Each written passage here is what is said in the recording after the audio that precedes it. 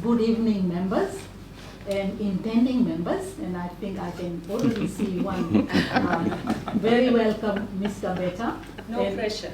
Mr. Beta and Beta. I just hope that you will join us. And if there are any more intending members, you're also very welcome. And friends.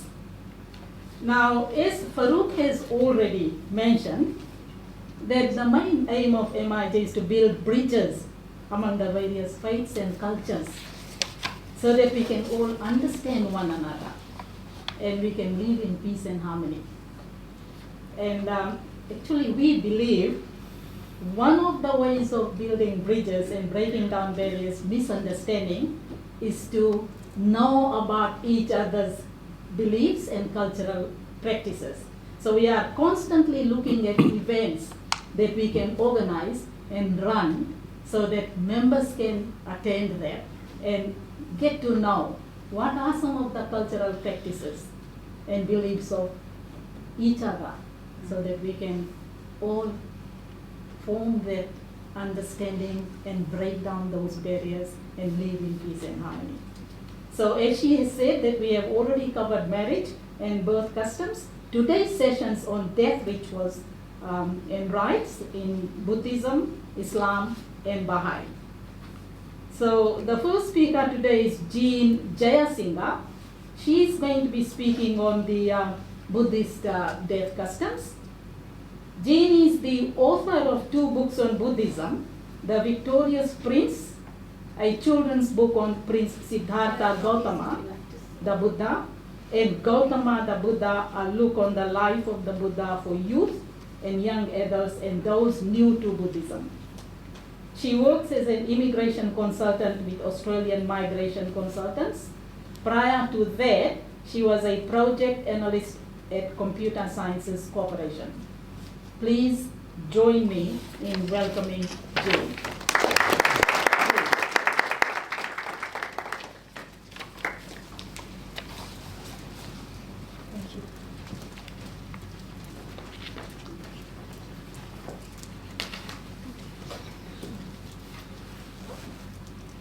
Good evening, everyone. My name is Jean, and I'm here to speak on a great topic. Wherever you are, whatever you may be, whether rich or poor, powerful or powerless, famous or not, all have one legacy: death, the great leveler.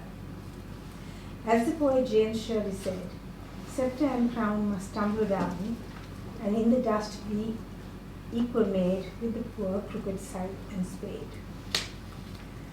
While we all know that death comes in the end, different religions explain death in different ways. I think I put on my glasses. From a very young age, Buddhists are aware of death because when offering flowers to the Buddha, young and old chant a stanza saying, "These flowers will fade and die, just like this body will one day be destroyed." Buddhists believe in the cycle of samsara, cyclic existence, the cycle of birth, death, rebirth, death, until the person attains nirvana. What could worry a Buddhist more is rebirth rather than death. Where will the next birth be? And as what? A good place like a heavenly world or human world? A bad place like a hell world as a hungry ghost or an animal?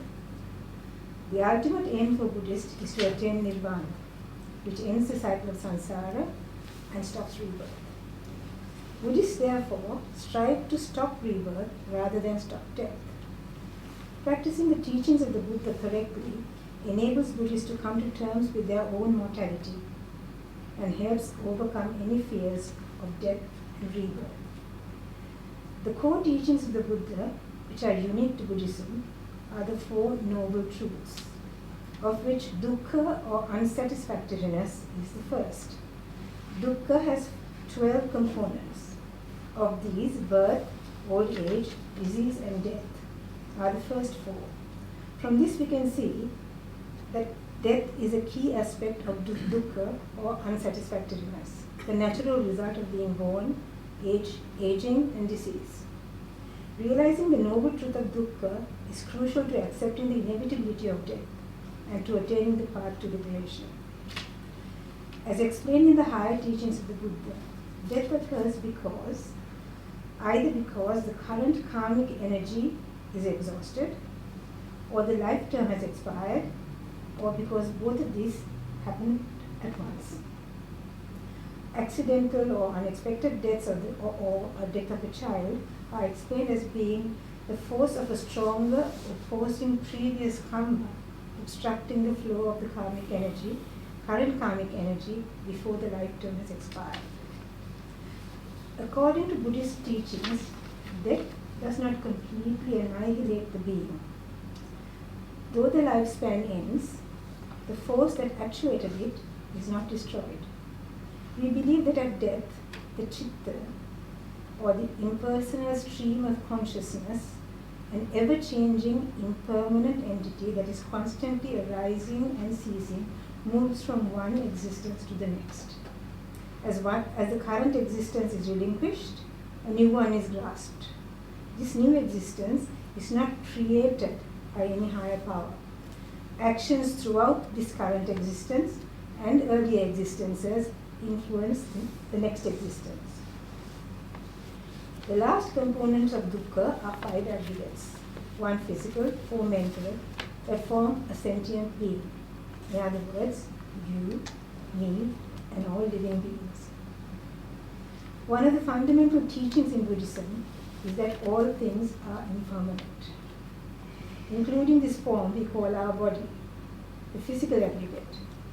While we believe that this body is ourself, in reality, there is no such thing as I, me, or mine inhabiting this form.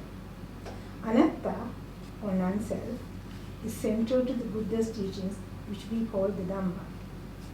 Dukkha is a result of attachment, not being able to let go of our desires and our sense of self. In Buddhist teachings, letting go is fundamental to the practice of non-attachment. In the phase of the ultimate letting go, death, the person who has practiced non-attachment will not fear death. To practice non-attachment, one must develop wisdom. Cultivating wisdom gives a better understanding of dukkha. Wisdom helps us realize that we are like all other sentient beings. With the realization that dukkha comes equally to all beings, compassion for oneself and others develops, and it's important to be able to face death with equanimity. Wise Buddhists, therefore, get more immersed in practicing the Dhamma by listening to discourses and practicing meditation. Some Buddhists practice a meditation called Marananusati, or the mindful contemplation of death, and reflecting on one's own mortality. The practice of vipassana, or insight meditation, helps to develop insight on the true nature of physical and mental phenomena. Realizing the impermanence helps to eradicate defilements that hinder the attaining of the deathless state, or nibbana. I will now explain what Buddhists do when a person is gravely ill. To prepare the person for what is to come and soothe and calm their minds, the family will chant words spoken by the Buddha in his discourses. A Buddhist monk will be invited to give a discourse or invoke blessings on the person. The family try not to show their grief at the impending separation, so that the dying person will not be sorrowful in their last moments. If the person has written down their meritorious deeds, as you can see that if you look there, they write what they have done in that. If a person has written down their meritorious deeds, these are read out or spoken about to the person who is dying, so that they will experience a virtuous joy remembering this. When a death occurs, relatives are informed, and as is a normal practice everywhere, an obituary notice is published in the media. Most importantly, some family members will go to the temple, offer a tray of betel with the leaves turned upside down, and request the monks to come for the offering of funeral cloths. Neighbors as well as relatives will help with the preparations. Generally, everyone will wear white as a sign of bereavement. The undertaker will dress the body in white before placing it in a coffin. This is kept in the living room of the family home with the head to the west, and a lighted lamp is placed at the head. Keeping the body at home helps the younger generation to become familiar and understand death. No fires are lit in the kitchen and no food is cooked in the house until the cremation, allowing the family to grieve. Meals and refreshments for all are provided by neighbors. During this period of intense mourning, everyone makes sure that the family are not isolated. Buddhists generally cremate their dead, but some families may bury their dead. Today, most cremations take place in a crematorium, not on a funeral pyre. Cremations are also not carried out on full moon days, which are considered holy. At the cemetery, the coffin is opened again for a short while to pay respects.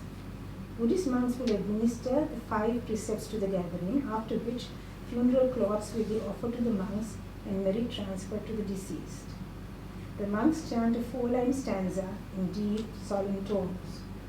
Anicca vata sankara upadavaya dhammino upajitva nirujjanti te samavuka samosukho, which means all things, all conditioned things are impermanent, they arise and pass away. Having arisen, they come to an end. Being free of this process is bliss. A monk will give a homily to remind the gathering of the inevitability of death and how to face it.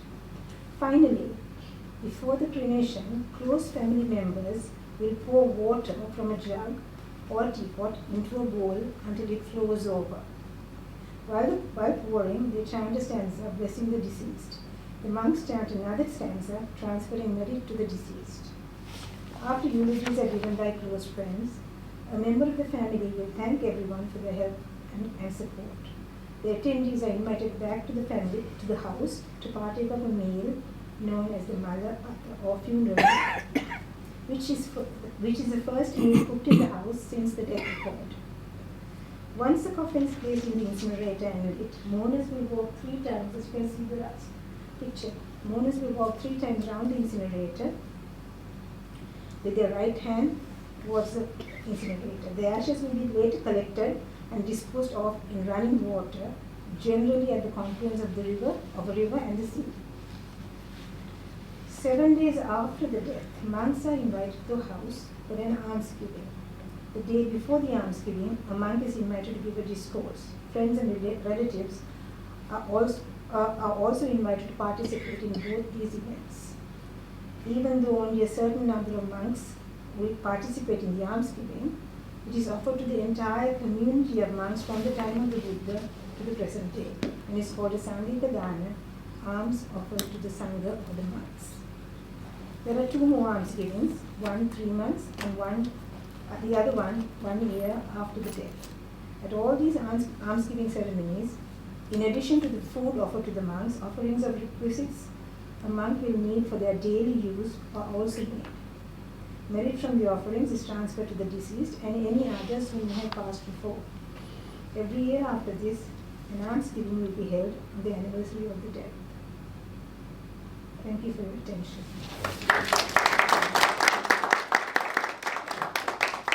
Thank you, Jane, for clarifying so many aspects of Buddhism. Now, I'm sure there will be quite a number of questions, but what I suggest is, if you can hold on with your questions until all the 3 speakers have spoken, and then we'll give you a chance to ask the questions. So thank you very much. Questions we have Muhammad over here, Muhammad Muhyiddin, who is going to be speaking about the Muslim faith customs with regard to death.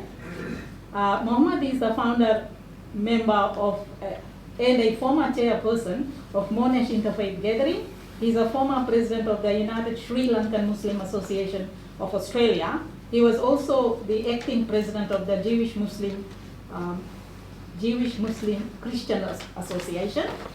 He is currently a Victorian Multicultural Commissioner, Chair of the BMC Regional Advisory Committee for Gippsland, Vice President of the Islamic Council of Victoria, Senior Multi-Faith Multicultural Coordinator to the Coroner's Court, co-chair of the Coroner's Court of Victoria, Multi-Faith Advisory Committee, deputy chair of the Faith Community Council of Victoria, and a member of Monash City Council's Multicultural Advisory Committee, the Committee Advisory Board of the Peter Doherty Institute for Infection and Immunity, the Victorian Department of Health Cold Advisory Group, the Australian Religious Response to Climate Change.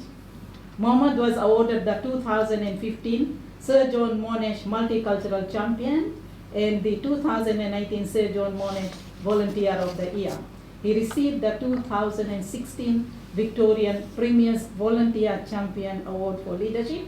In 2013, Mohammed was awarded an Order of Australia Medal. Absolutely exciting CV. So please. Thanks, I asked you to keep it short, not that long. They were very impressive and interesting. I'm just going to face because I don't have any notes. I just talk from the slides. Do you have a clicker that I can use? Or? The keyboard in front of you, if Oh, you press the good. space bar, it will advance. Good, thanks. So, may I begin by acknowledging the traditional owners of the land we meet on and pay my respects to elders both past, present, and emerging. This land has never been ceded, and this land will always belong to the First Nations people. And we are all migrants to this country, I think.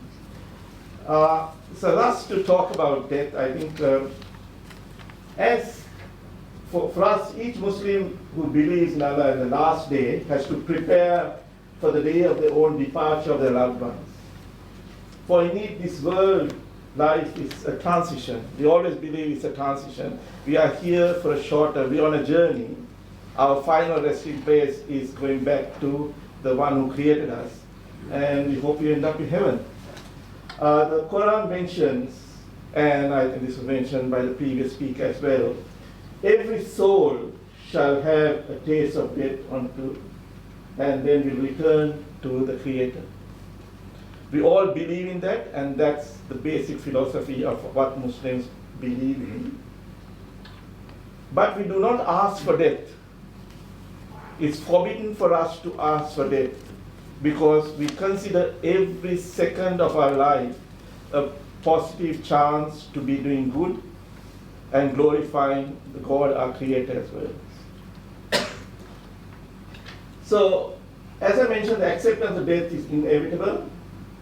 The dead person has more rights over the living than the living over the living. When a person dies in our faith, it is believed that he has total rights and he has to be given that proper burial. And this is why I've told the government and I've told the departments, we do not believe in a pauper's grave. We do not have a pauper's grave in Islam. The community must come to the table to make sure that the person is given the proper burial. Ideally, we will bury within 24 hours, but if due to various legal systems, we might have to delay the burial, that is acceptable. The reason is, like over here, we keep it in the mosque, but back home I come from Sri Lanka as well, we normally keep the body at home, and we will take the body to the mosque for burial. We do not embalm our bodies, because what we believe is that the body feels pain, and we need to treat the dead person like a living person. So all the respect that we would give a living person, we need to give that to the dead person as well. So we do not embalm, that's why, and we bury within 24 hours. As Muslims, we have duties towards the dead, as I said. We should wash him or her, we should shout, as we call it kafan, we should perform the prayer, which is the funeral prayer, and we should bury him. These are 4 fundamental things that every Muslim has to do for the dead person concerned.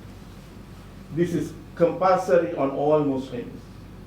Whether there be one Muslim person or two Muslim people, it is compulsory on them to carry out this duty of making sure the dead person is given a proper burial. There's reward for performing all these aspects, and that's why many Muslims will come forward to support and help. So, what is done when death occurs? Before death occurs, you will have people by the side of the person who's dying, reciting verses from the Quran. We do not talk about any worldly affairs at that time, because we know this person is going on the next journey to meet his Creator. So his thoughts and his ideas should be in par with what's expected from him. So only thing that will be done at this time is prayers. They'll be reciting verses from the Quran to guide this person and make his leaving the body very sharp and short. Once a person dies, the first thing we do is we close eyes, because they say the eyes follow the soul when it's leaving. So we make sure that we close eyes for the person. Then we cover the body in total. It will be with a white sheet or whatever. We cover the body. It depends on what people can afford as well. And then we hasten to make preparations for preparing the body.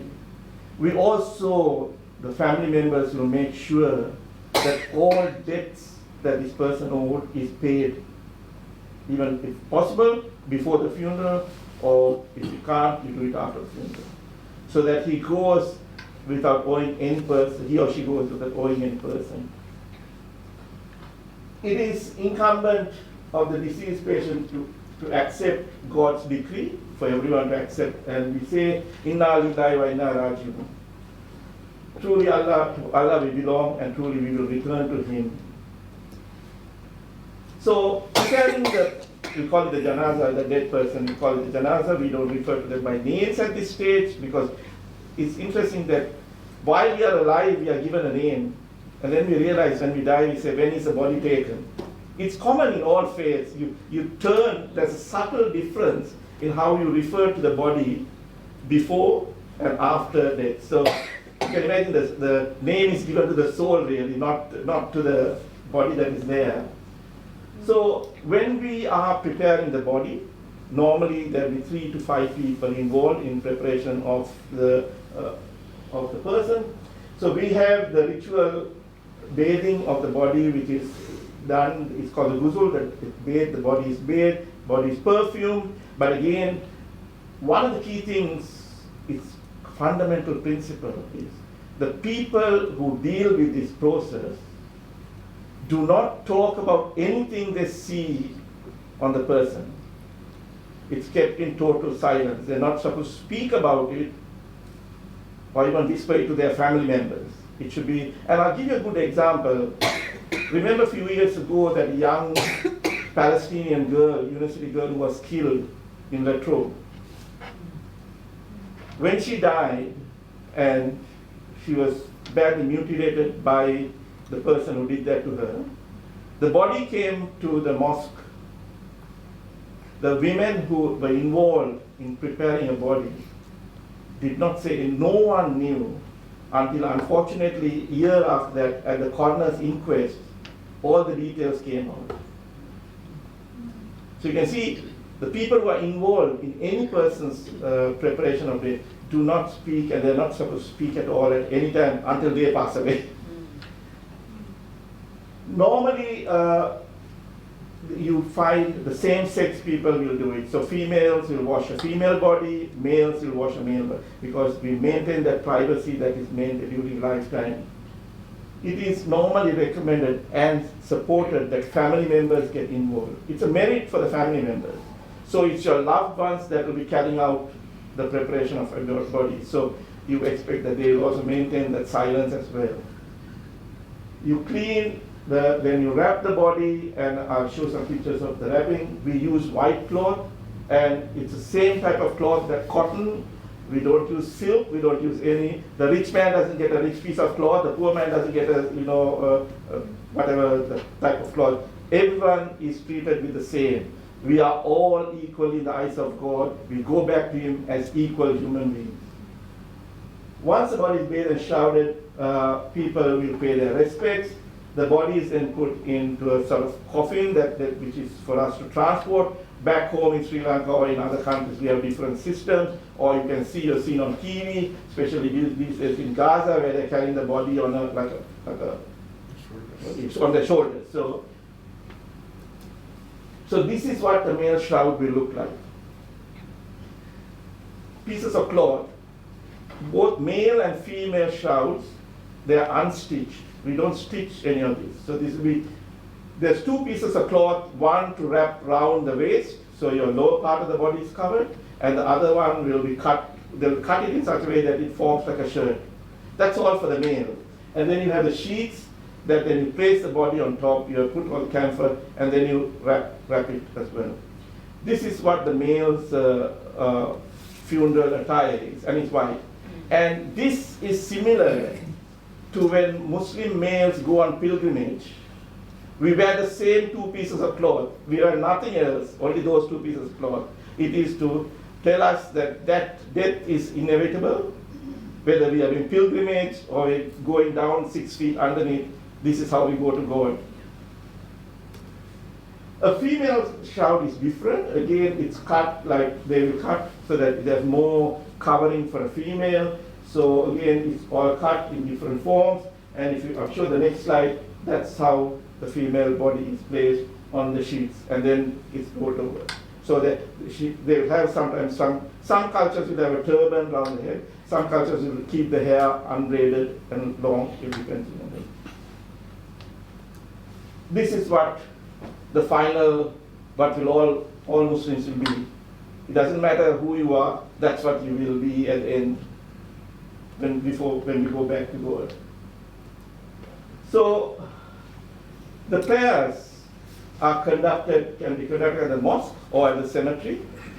Now, just subtle thing, like if you know about anyone who knows about our normal prayers, we do what is called a call for prayer at the beginning, which is called the azan, and then we do what is called the iqama before we start praying.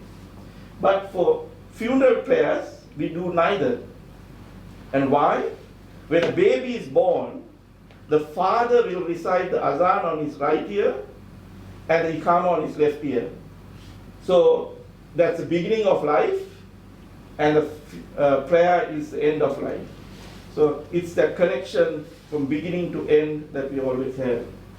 So again, when we pray in uneven numbers. The janaza is placed, is taken to, and when we perform the prayer, so this is how, if it's a male body, the male body is placed, and the imam will stand at the head of the body. If it's a female body, the imam will stand at the middle of the body. And then people stand at the back in even rows and join the prayer. At the gravesite, the body is taken out of the box. We don't, because we bury only the shroud. Generally, 2 to 3 male members will get into the grave. In the case of females, generally family members will be the ones who will get into the grave as well. So it's always a connection between family and for the female members. If it's a female, again, we take an extra step to maintain the privacy of her. We also, from the coffin to over the grave, we'll have a cloth that will protect, called a purdah, which means protects the female from eyes of people who are not part of her family. So the body is then lowered into the grave. It is placed on the side with the right side facing the Qibla. So we face Mecca. The cloth is open. A cloth of sand is placed at the right cheek to indicate we came from sand, we came from dust, we go back to dust. The knots and the grave is then closed. Supplication is made for the dead person, and so this is the 2 types of graves. Like if you go to the Middle East, you'll find graves in that form, like it's called a labe. On the side, they will cut open, they go into the grave, cut open, and then they'll place the body there, and then they'll cover it with bricks. In the Western world, even in Sri Lanka and also here, we dig the grave 6 feet or 9 feet, depending whether they're burying 1 person or 2 people. They will dig the grave, we will have foundations put, we will lay the body again in the grave, and then we'll cover it with the planks and then close the grave as well. So if you go to cemeteries in various parts of the world, if you go to the Middle Eastern cemeteries, what you'll find on the gravesite is just a little rock. That's all to identify that a person is buried. Over here, if you go over here, there are various customs. I think sometimes culture has overtaken religious requirements. Many of us believe, especially people who come from the subcontinent, still practice the traditional. And if you go to our cemeteries back home in Sri Lanka, Muslim cemeteries, there's hardly any mounds or any structures because they rebury after certain years as well. So ideally would be they would put a plant, or there'll be just a little headstone to say that X or Y is buried here. We are encouraged to visit gravesites to remind us that death is inevitable. All of us, rich, poor, young or old, we do not know when God will call us. So it's a reminder. And it also, you go to the grave and you speak, you also ask for blessings. You don't ask them to seek blessings for you. You go there to seek blessings for them, and especially children have a big responsibility to seek blessings for their parents. And we do that. You can go every day, you can go on a holy day, especially after festival prayers. We normally end up at the cemetery. You find if you go to the cemetery after the day of Eid, you'll find a lot of Muslims there praying for their loved ones at the cemetery. Now, rituals after burial, we have very little rituals. We don't have much rituals. It's again man-made rituals that have overtaken lots of things, and cultural norms that have overtaken. Family members will observe 3 days of mourning. That's all what people are supposed to do, only mourn for 3 days. But the wife, the widow, will mourn for 4 months, and 4 lunar calendar months, and 10 days. The reason for this initially when it was when it was all put down in was, there were many young men who went to war and died. So maybe the day before they went, they slept with their wife, and the wife might be pregnant. This 4 months and 10 days will tell you that the child, no one can question the paternity of that child,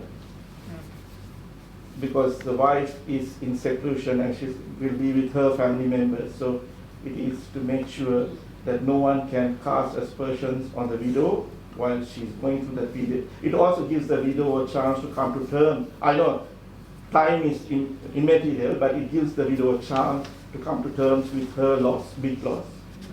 Whereas the rest of the family goes about their normal way after 3 days. One thing that we all encourage, especially we say when a person dies, he leaves 3 things. Not his wealth, he leaves his children, who will pray for him and who will do things for him.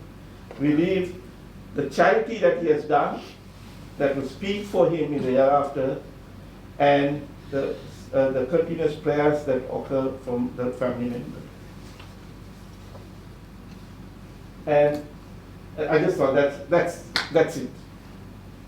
That's our system of burial and rituals that we practice. And it's practiced here as well. Like when my mom died in 2003, she died at 9 o'clock in the morning, 2 o'clock in the afternoon we had a funeral and we buried her.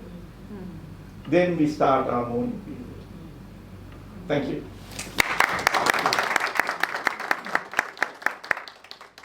Thank you, Mohammed, for a very comprehensive account of death rituals in Islam. And I'm sure there will be many questions. We'll wait until the last one. And do we have Derek here today? Oh.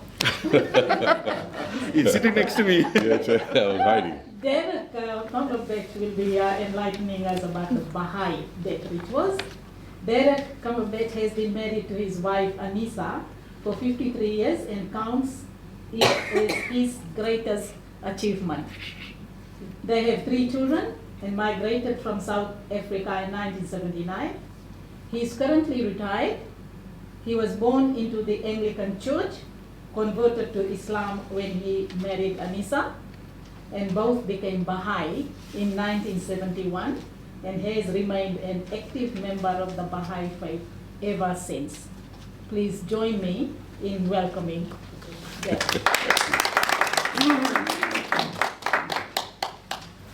Thank you very much for that introduction. Firstly, I'd like to thank the Monash Interfaith group for giving us the opportunity to speak on the Baha'i perspective of death. And I'd also like to thank Jean and Mohammed for their most enlightening and very informative talks on death. However, I've taken a slightly different approach tonight in my talk on death.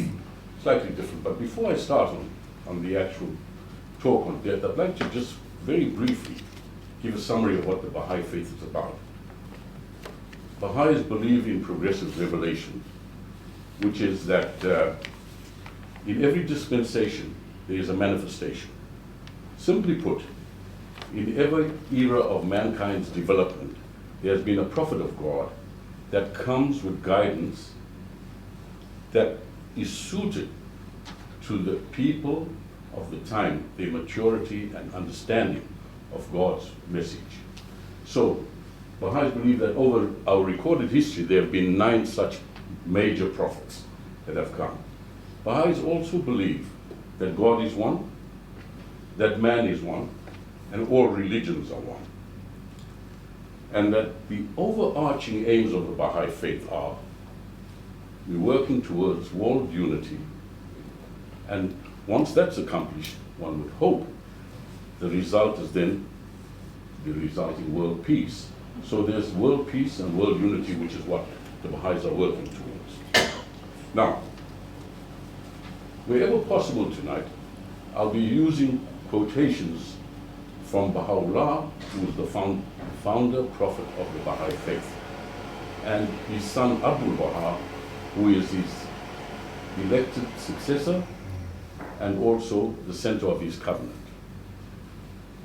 Now, from a Baha'i perspective, and I've taken a most different approach to the previous 2 speakers, because I've looked at death and looked at death in the perspective that death, as Muhammad so rightly said, is just the beginning.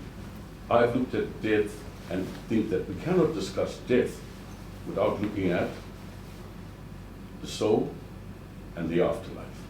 So my talk looks at those perspectives, and also the theme is that we should not fear death. Now I'll talk very shortly.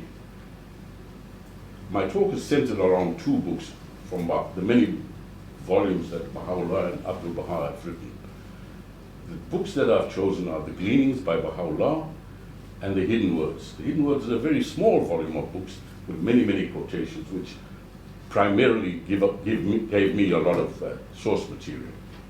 Now, the body and soul, what is the nature of the body? Now, we often turn to religions to answer the existential questions of life. What happens after we die? Is it a period of total non-existence?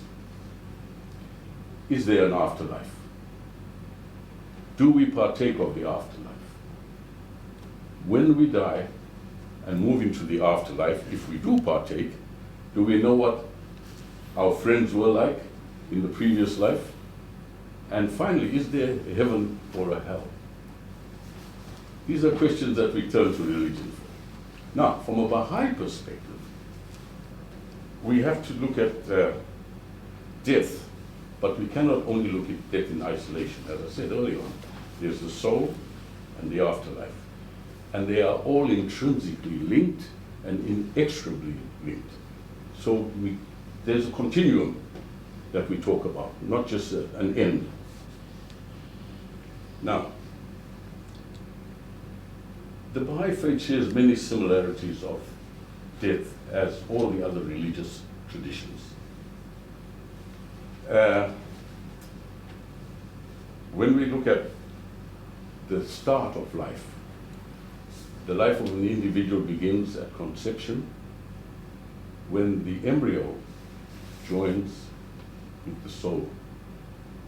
That's when life begins, from a Baha'i perspective.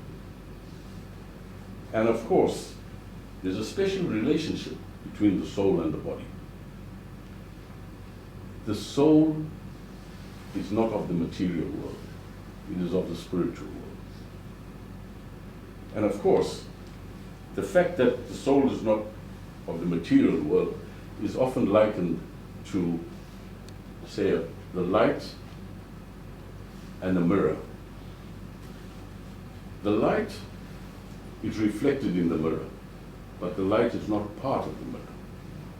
It is separate from the mirror. It's an outside source that provides it. And so the soul is very similar to the light in the sense that it animates the body, but it's not part of the body. It doesn't enter the body and it doesn't leave the body from that perspective. Because really, when we get down to it, the soul is beyond the comprehension of man. Now, let's take a look. These are the words of Baha'u'llah, and he says, concerning the nature of the soul is one of the mysteries of God. It is one of the greatest mysteries of God, like the afterworld and the afterlife. We are not privy to understanding the full nature of the soul, the mystery that no mind, however acute, can ever hope to unravel. No mind can grasp the complexity or the nature of the soul. It is not within our power to understand the situation that we have regarding our souls.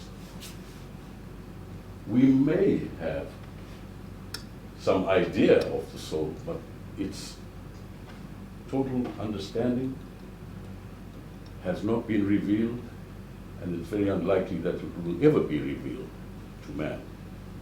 Now, Baha'u'llah says it's a mystery, and it's amongst the mysteries, the many mysteries of God. So, when we think of the afterlife, not only is the soul a mystery, but the afterlife is even a bigger mystery. I mean, the true mystery of life is death, really, for it is the gateway to an even greater and a far more glorious existence. Now, when we think in terms of the soul and its separation from the body, the Baha'is believe that it will progress in the spiritual world and continue its journey towards God until it reaches perfection. That is the journey of the soul after death. When we die, it is only the body that dies. The body returns to dust in this mortal and material realm. The soul continues its journey. And neither the ages of centuries and chances of the world can change this. And then what Baha'u'llah says then is that it will endure as long as the kingdom of God will endure. Now, how long will the kingdom of God endure? This is a question we need to ponder on. When we think of God, how is God often described? God is described as ancient and everlasting. Many religious traditions call God the Alpha and the Omega, the first and the last, the beginning and the end, the beginning that had no beginning, and the end that has no end. So God is immortal, eternal, everlasting. And if God can make it, and if Baha'u'llah says that God says that the soul will endure as long as his kingdom endures, and his sovereignty and dominion and power will endure, it leads then us to believe that the soul also is immortal. That's what it is. It's eternal. Now, some of these things are beyond our comprehension. I have to admit this. Sometimes it's very hard to come to grips with these existential kind of ideas. It's very big ideas that we're talking about here. But that's what counts. It's the fact that we have an immortal existence. We never cease to exist. We exist in a different form. Now,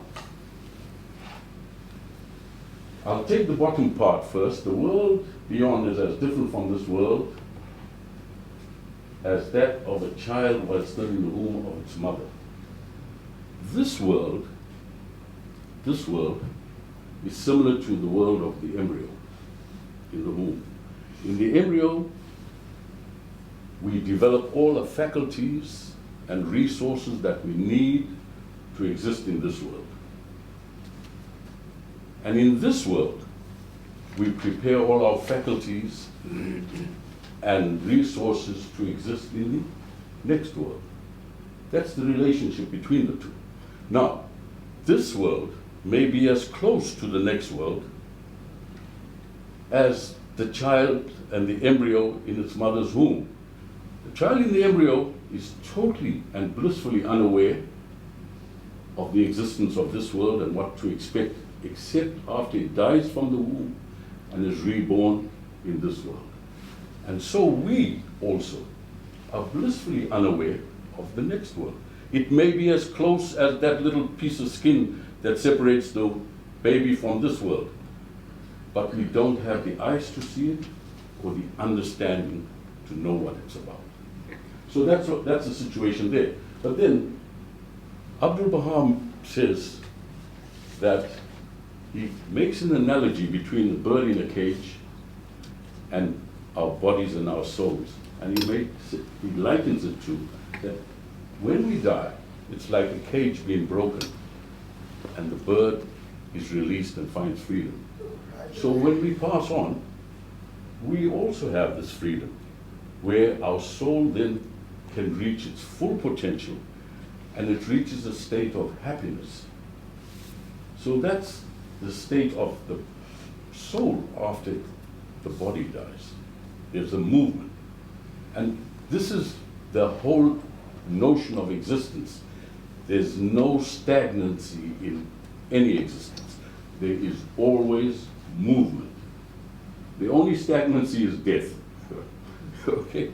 And I'm talking about physical death. Okay, so let me go on. Yeah. Now, with all that I've said about what happens in the next world, the Baha'i perspective of death is very positive. Baha'u'llah has said that I have made death a messenger of joy. Wherefore dost thou grieve? Yeah. It sheds its splendor upon me. Now, for those of us who are approaching the end of our days, it's the gray hair testifies to that. We're approaching the end of our days. We can have a certain level of hope, a certain level of comfort, a certain level of solace, that there is joy that awaits us. It's not a case of we're going somewhere that is going to be the final thing and we get this heaven and hell, but we'll talk about that in a moment. But we're going to a wonderful place, so we should not fear death. It's something that we shouldn't look forward to. We don't necessarily look forward to. But as death approaches, we should have a certain kind of acquiescence and acceptance and be dignified in the approach to death. That's something that we need to do. But look at what Baha'u'llah says afterwards in terms of the dead. It profited unto every confident believer the cup that is life indeed. And I think what we're talking about here is a slight variation on where we should look at life indeed. Life in this mortal world or life in the next world. That's the basic fundamental difference, I think, that is being mentioned in that thing. But it bestowed joy and gladness and the gift of everlasting life. It's a wonderful promise, very positive, really, when you think about it. And then this quotation from Baha'u'llah, it says that we shouldn't be sorrowful in this world because we are beset by trials and tribulation. There's problems that beset us, because in the next world, and we tested in this world, of course, as I said earlier on, but in the next world, Look at the glorious description of what to expect. For days of blissful joy, of heavenly delight are assuredly in store for you. Worlds, holy and spiritually glorious, will be unveiled to your eyes. So I said, the next world is veiled from our eyes. When we pass on, it will be unveiled to our eyes. So there's a positive thing that's coming up. And you are destined by Him in this world and hereafter to partake of their benefits, to share in their joys, and to obtain a portion of their sustaining grace. It's a wonderful, wonderful perspective of what to expect. And it's very positive in terms of approaching death. And then finally, to each and every one of them, you will no doubt attain. And that's a wonderful reassurance for anyone. It's highly reassuring that these wonderful things wait for us when we supposedly die. Because really, it's only a continuation. That's all it is. Now, I know this is a wonderful perspective of death. Sounds wonderful. We don't have to worry, do we? No, wrong. Look, bring thyself to account each day, ere thou art summoned to a reckoning. That's the thing. It's not all beer and skittles. You will be accounted for. Now, most religious traditions have this in common. They all believe that our deeds in this world will have consequences in the next. I think we got that very clearly from the Buddhist tradition and also from the Muslim tradition. But we have to look at our deeds. And if we are to enjoy all those wonderful things that Baha'u'llah has described, it is essential that what we do in this world prepares us for the next.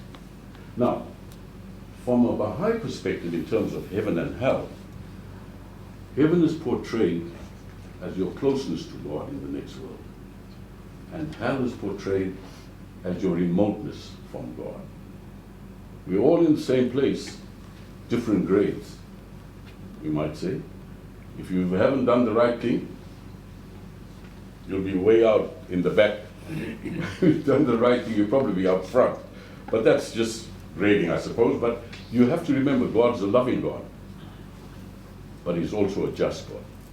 The two go hand in hand, justice and His love, right? And so, if we are to take those rewards that are promised us, what we have to do is ensure that we follow the commands of God in this life and walk in the path of the prophets. Thank you.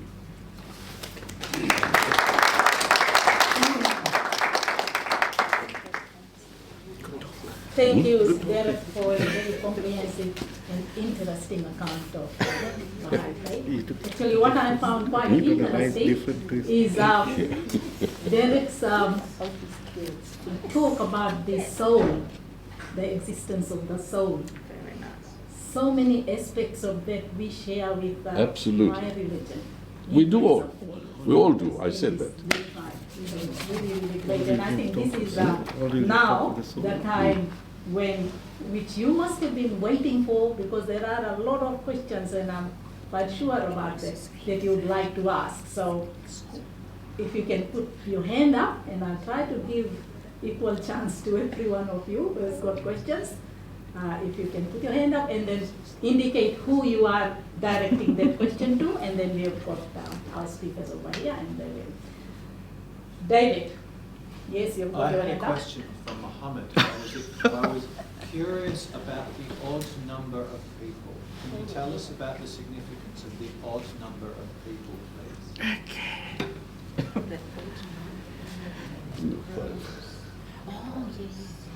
God is one, Yeah. so that's one. So the odd numbers are reflective of God's numbers. Simple answer. Oh, Very simple answer. Very simple answer.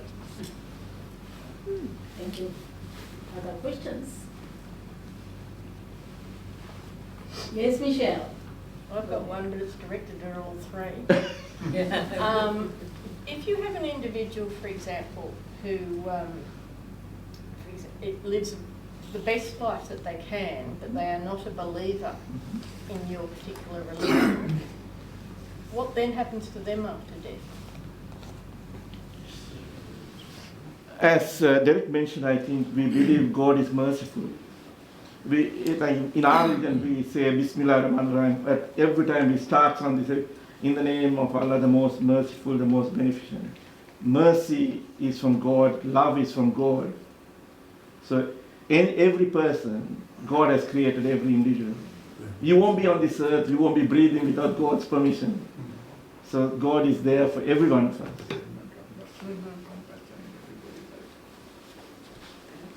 Derek, Got anything else she wants to your add? answer. Oh, sorry. Have you got anything else to add? The question In terms was of what you directed say, at all three of our speakers Well, this evening. I think there's always the notion that when we have a new dispensation, it's like a day of judgment. And the previous people from the previous dispensation have to move forward. That's the criteria that we have. Now, if you're not a believer, of course, as I said, God is the God of love. We're all made in the image of God. And of course, He has assigned a special part for us as the highest level of creation. So, the two things that work is the love of God, His mercy and compassion on the one hand, and on the other side is the justice. However, I think that it doesn't mean because you're a believer that you get priority anyway. I think what really matters is whether you're a good person, have done good deeds and meritorious deeds, as they said in the Buddhist tradition. So I think that's the arbiter, that's the measure, is the type of life you've lived, as opposed to whether you are a registered believer in any religion. It's your deeds, not your words, that matter.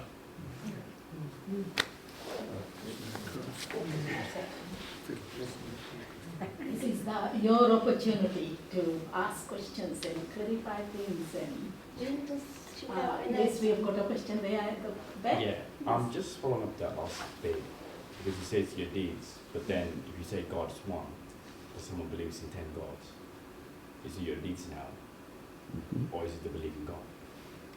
Well, there's only one God, as I said earlier. There's only one God. Yeah. You know what I mean? There may be, there's only one sun. There's 7 days in a week. It's the same sun, but a different day. So that's all it is. From a Baha'i perspective, we have a series of prophets or manifestations, all with the same essence, the same message. The purpose of religion is to safeguard humanity. That's the fundamental purpose of religion, to show us the right path and to allow us to do good deeds as opposed to succumb to our lower natures. In all religions, man is listed as noble, but we cannot deny our lower nature. So there's always scope for us to do wrong. And of course, we might have to ask God for forgiveness. That's one way. But I think the really good way is to follow the path of the prophets and live a pure and goodly life.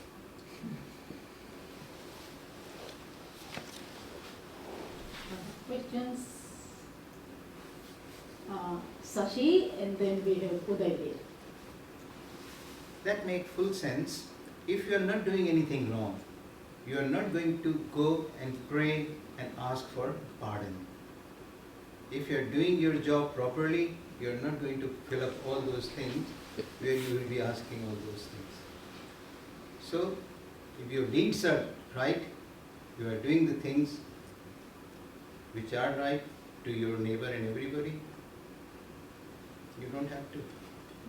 And on the top of that, you will sleep properly. If you are doing something wrong, you will not sleep. You are always scared If you are picking something from here, oh, somebody So is you watching better me. be good. My philosophy on that is that no man is perfect. Perfect, thank you. I didn't want to say that. No man is perfect. We wish. Nobody is If we were all perfect, this world won't be what we have today. That's right. Even if we might do something wrong, we might not do it with intention. It could happen. Like you could be walking on the street and you could trample an ant. So and you know how the Jain religion has about all these aspects of all creatures. So as Derek and we all say, God is merciful, and I think your dialogue with God is between you and Him. Absolutely. And you seeking blessings from Him or asking His guidance is part and parcel of everyone's life, I think. And that gives you fulfillment, and that will also guide you from doing something, not doing anything wrong, but trying to lead a life that's the best. But we are not perfect. None of us are perfect. Except the prophets. Yeah. In Buddhism, we believe that volitional actions are the ones that create karma, the repercussions for us. So, if you're walking on the street and you step on an ant, that is not something you did willingly. It is not something that you wanted to do. It was an act. I mean, you didn't even see the ant. You stepped on it. So it is not considered. There will be no karma attached to that. But if you deliberately go and stomp on the ant on an ant hill, you have to kill so many ants, and you have to attend for each one of them, not just one ant, but all the ants that you have put on that ant hill. So that is what we, as Buddhists, we believe, because that's it's the volitional action, and it's not just our actions. I mean, there are actions can happen in three ways. One is mental, one is physical, and one is oral. So the general the way it can happen is you first think of something, then you will say it out loud, and then you become physical. So what the Buddha has advocated is that we should guard our three doors, which is the mind, the mouth, our words, and our own, the physical aspect of it. So if we are mindful of all those things, we will not be doing wrong things. So there will be no volitional actions. You'll be mindful and very, very aware of what we are doing. So that's the way the Buddhists look at it. Yeah. Thank you. I think we have Udaybir, and then we have a question over there. Yes, Udaybir. First of all, thank you to all three speakers. I think when I listen to you, I try to join the dots between three of the religions and the views that you shared, and also with Sikhism. I'll just bring one more aspect of Sikhism that I hear very often is the feeling of prana, which means acceptance. So whatever happens, it's His will, and you just have to accept it.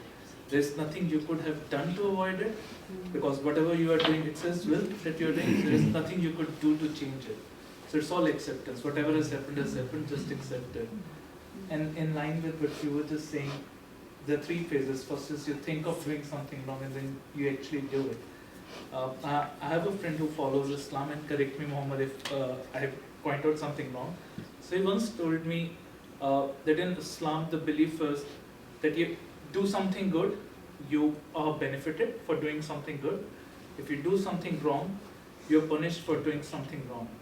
Now, if you think of doing something wrong, you are still forgiven because God is merciful, but you still just think of doing something good for someone else, you're benefited in your afterlife. So, if I'm correct... I'll just correct you one bit. If you do something wrong, but if you seek God's forgiveness, you get the merit of that. Because as we say, God is merciful. They say you can run 100 miles, He will run to you as well in the same direction. But I love that beautiful message that, like, sometimes we think I should do something good to this person, but I can't. My pockets don't allow it that time. But I think The God takes intention, note of that. intention is the most important thing. But you know, when you want to help somebody, it doesn't always have to do with money. Teaching somebody something, that is also helping them. And that also has a merit. Absolutely. So I was joining the dot that Muslim faith believes that if you are thinking of doing something wrong, you're punished. That's what Buddhist faith also mentioned here. That was We have one more question. And then Peter? David, can I just quickly say a Jewish view from Ezekiel is that if you do something and you're doing bad, what God wants is you to change to be good from now on. And then the bad is not remembered. But if you've been good and you turn to bad, whatever good you've done is also forgotten. That's what you do. It's what you do from now on that counts. That's according to Ezekiel. I just want to ask a question. A lot of people talk about communicating with the dead. This is for all three. Do you religions have anything to say about communicating with the dead? Oh, Yeah. Or the dead communicating with the living. Do you have anything to say about that? We don't believe in dead people communicating with the living or the living people communicating with the dead. The only person you communicate is with God Almighty, and He is your guidance and He is everything. So we don't communicate. We don't believe in, because once a person dies, the soul is taken away, and that's. But you may communicate in your dreams, in your imagination. That's your imagination. Yes, Peter. I'm going to say, in the Christian belief system, a lot of people ask, why did Christ come so late and to so few? What about the hunter-gatherers who preceded the writing of Genesis 6,000 years ago, before the agricultural revolution, when people started to learn things? And you come back to the gospel, whoever lives in love lives in God, and God lives in them, because God is love. And so these people live good lives. I mean, and if they were living, even when you look at the hunter-gatherers, they were doing good things. They were very kind to each other. They looked after the weak and were attentive to people who had needs. And it was only when we come to the agricultural revolutions you start to see a lot of this violence coming in. And Genesis, after, was written 6,000 years ago, and I think I think we've got to really focus on living in, and I think too of what this gentleman was saying about Ezekiel. There's great reassurance when you look at the spirit of Genesis, say 34 and 36, where God is saying, I'm going to gather you from where you've been scattered in the mist and darkness, which is a perfect description of life. I'm going to bring you home. I'll bandage the wounded, I'll feed the hungry, I'll make the weak strong. And you'll live in the land that I gave to your ancestors long ago. You'll live in secure pasture land, and you'll never want for food. And that's, it fits in very much with this theme of, we were born to live, to die, and to live forever. And it's not something we look forward to it, we prepare for it. Thank you. Thank you. One more question. Yes, Trevor, there at the back. It's a question that's not about judgment and death and everlasting life. I've got the question, in our culture, we're encouraged to leave parts of our bodies for science, or maybe parts of our bodies for other people, that they might use those bodies and live a bodily life following that. What kind of response do these faiths make to that question? That's a good question. Thank you for that question. That's been asked a lot from people. In Islam, once you die, your body should not be mutilated at all. That's right. But while you're alive, if you can give, for example, you can give one kidney, you can live with one kidney. You can donate a part of your liver. You can donate certain things you can donate, and if it helps another person live, every life is precious. So that's how we believe. But once you die, you do not harm the dead person. As I said, even the dead person feels, and we believe that the person feels. Then you go back to your Creator in the form that you were. Can I just speak on behalf of the Baha'is? The Baha'is, during your life, of course, you can do exactly that. You can donate a kidney or whatever other body part you can live without. However, Baha'is permit you after death to donate your organs. The only proviso in the Baha'i faith is that you are not cremated, because the body is the temple of the soul. So cremation is not permitted. 2, you have to be buried within an hour's journey of where you pass on. The rituals in the Baha'i faith are very few. There's only one prayer that needs to be recited when you die. One prayer, the prayer of the dead. It's to be recited. Everything else can be culturally based. You can use prayers from Christianity, Islam, Buddhism. There are no hard and fast traditions in the Baha'i faith, because the whole purpose of the Baha'i faith is unity in diversity. People can choose how they present and finally do their burial. The readings can be from any one of the religious traditions. However, the prayer for the dead has to be recited. That is the one condition. And of course, the other thing is, you have to be buried in a casket, in a coffin. Yeah, it's not like the Muslims that are in a shroud. You have to be buried in a hardwood casket, I might add. A hardwood coffin, not just your pine box. Okay, so those are some of the prerequisites of death from a Baha'i perspective. But in answer to your question, you are permitted to leave some of your organs after you are deceased. Yeah, in this also we can donate our organs after death or before death, whenever we want to, because giving is one of the things that, it is part of letting go. When you are giving, you are donating things, you are letting go. So you are letting go of the things that you think are important within you. And in any case, as I said, this is not me, me or mine.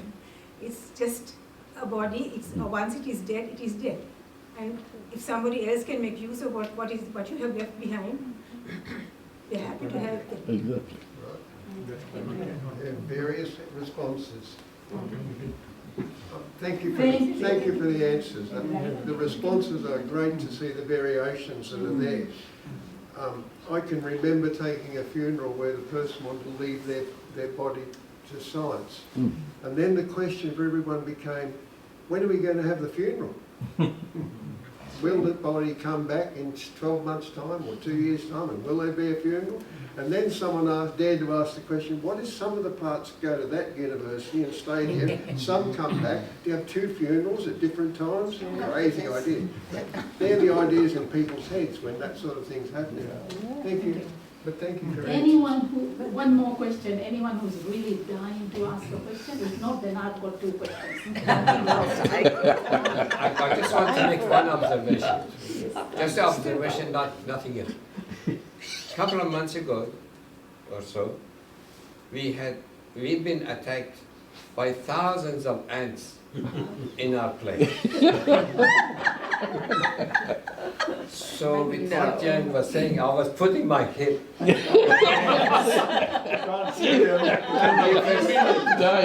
Look, it was attacked. What about the karma? Oh my goodness. I just wanted to apologize to all of them in public. In public. Anyhow, sorry about that. I didn't say one, but I think...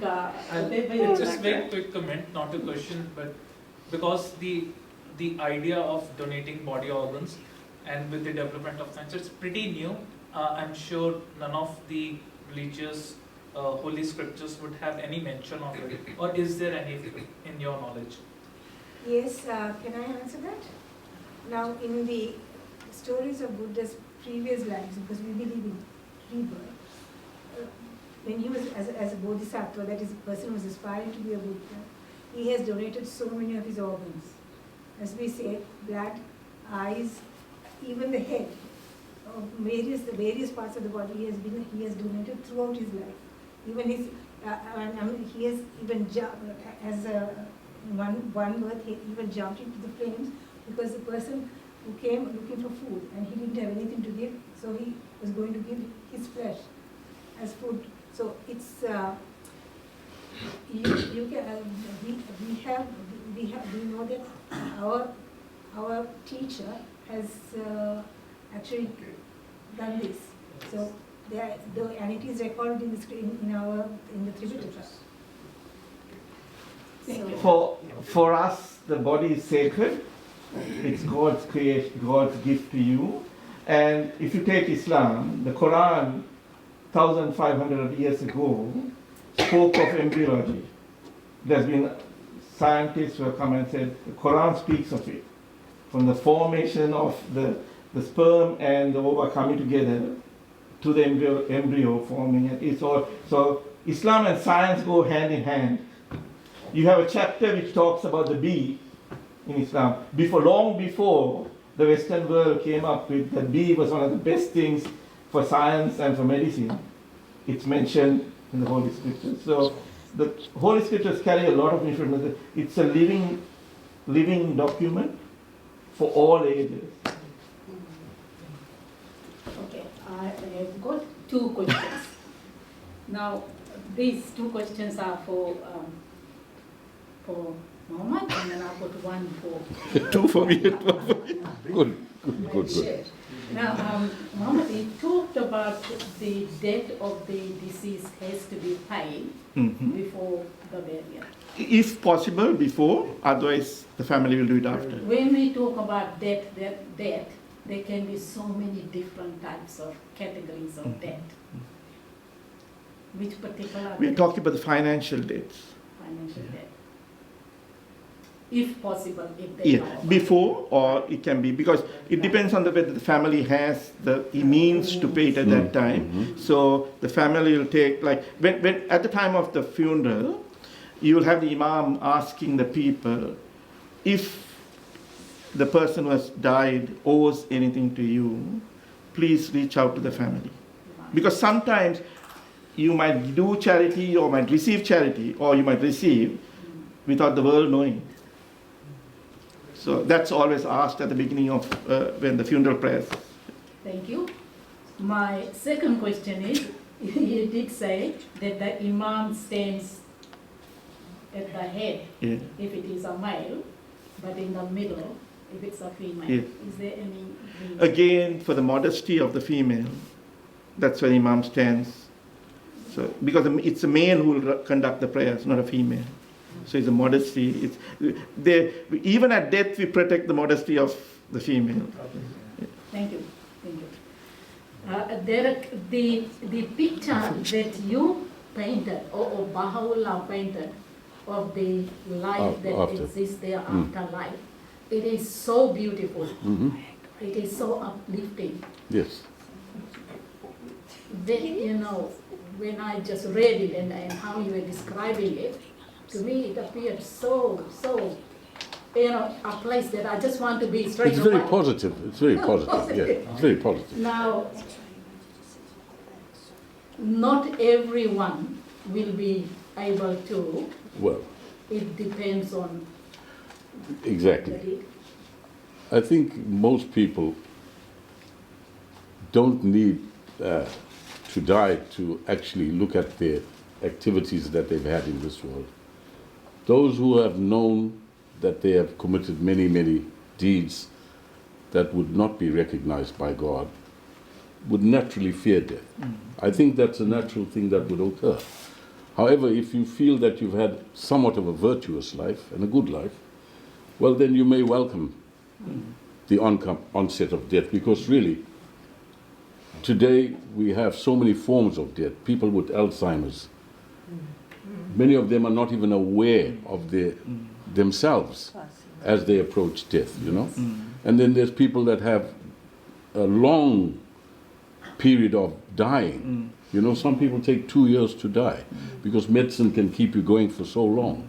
You have a long time to prepare for death.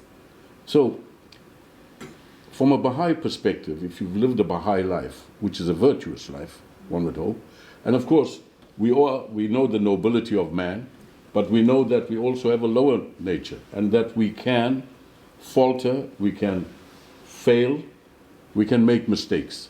And of course I said God is merciful, but he's also just. So in terms of your proximity to God, that might be hell in the next world if you've done the wrong thing and you'll be very far from God. And I'm unsure whether you will progress, but at what speed will you progress, you know? Because really, ultimately, it's you and God in the next world. There's no time and space. It's a whole different place that we can have no conception of. So it's something that there's no definitive answer for. But what Baha'u'llah has portrayed is the afterlife is a glorious place, you know? And I think that for us to have that image of death is a far better way than to have one where we're looking at Dante's 9 circles of hell, you know? You know, we're going to burn forever. I think that's such a difficult prospect of viewing death and approaching death. Just to complete that answer, if I Thank may, you, please. I'd love you to. The answer is really there on the top line. He says, bring thyself to account each day.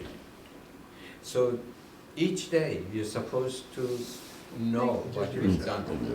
Exactly. Every action that we've taken into that day, before we go to sleep. Before we go to sleep, before we have to really reckon it. If we have done something wrong, we have to correct it there and then. Yes. Right? If possible.